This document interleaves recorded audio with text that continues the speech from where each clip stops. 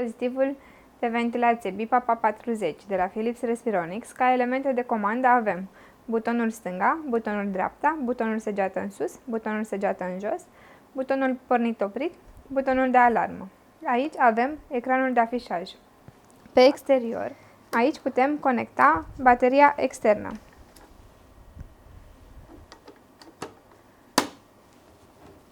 Pe partea dreaptă, aici avem slotul de ieșire a aerului cu presiune. Scoatem capacul și aici putem atașa umidificatorul. În partea din spate avem fantă pentru accesorii cu capac, slot pentru cardul USB. Aici putem conecta o sursă de curent alternativ, sursă de curent continuu și spațiu pentru filtre. Atenție! În momentul în care decuplăm sursa de curent continuu, trebuie să tragem de cauciuc. Deoarece acest dispozitiv nu dispune de un slot special pentru conectarea oxigenului, vom utiliza acest adaptor în cazul în care pacientul meu necesită oxigen suplimentar. Adaptorul se montează între dispozitiv și tubulatura care pleacă spre pacient. În meniu avem Safety Remove SD Card. Accesăm Safety Remove SD Card când dorim să scoatem cardul SD. De săgeată în jos, mergem la Settings and Alarms. Aici avem modurile de ventilație, parametri și alarmele. Apoi avem opțiuni. Pentru a intra în opțiuni, apăsăm pe butonul din dreapta Select. Aici găsim meniu Acces. Dăm Modify dacă dorim să modificăm și le avem limitat sau full.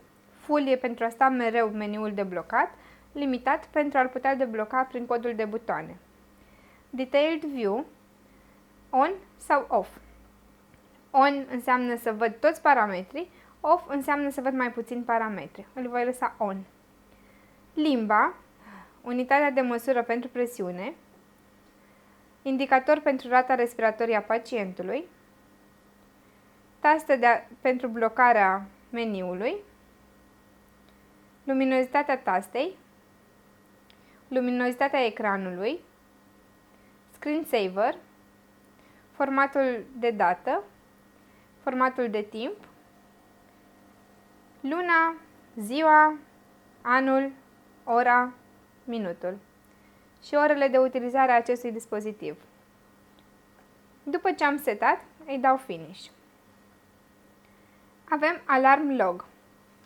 Dacă intrăm în Alarm Log, aici găsim istoricul alarmelor. Event Log, găsim istoricul setărilor. Informații despre dispozitiv, cum este setat acest dispozitiv în momentul de față. Dacă doresc să ies de tot din meniu, voi apăsa Exit.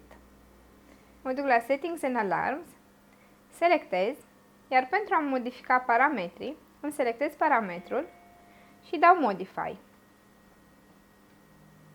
Ok. Apoi am următorii parametri: Trigger Type, AVAPS, presiune de inspir, presiune de expir, rată respiratorie, timp de inspir, Rise Time, rampa, umidificator, tubulatură și alarmele. Circuit de conectat, apnea alarm, low minute ventilation, high respiratory rate. După ce am făcut setările, apăs Finish. Mă întreabă dacă doresc să intru în modul, să activez modul ST. Dau Yes, Exit, iar pentru a începe terapia apăs pe Therapy. Pe ecran îmi afișează modul de ventilație, bara de presiuni, valoarea presiunii, volumul, pierderile, minute ventilation, rata respiratorie și fracția de inspir la expir. În momentul în care pacientul meu are trigger, îmi va afișa o bulină. Această bulină îmi indică faptul că inspirul este inițiat de pacient. Pentru a citi datele de pe card, deblochez dispozitivul, selectez Safety Remove SD Card,